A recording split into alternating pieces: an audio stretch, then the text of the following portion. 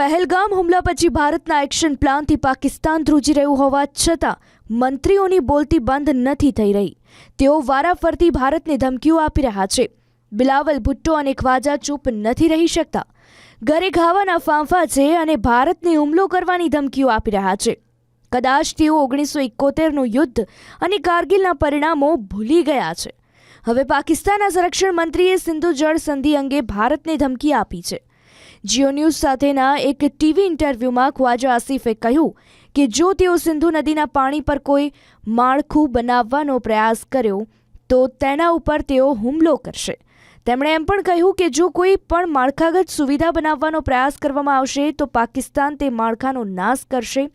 હાલમાં જ પાકિસ્તાન સિંધુ જળ સંધિ માટે ઉપલબ્ધ મંચો પર સંપર્ક કરી રહ્યું છે અને તેને આગળ વધારશે।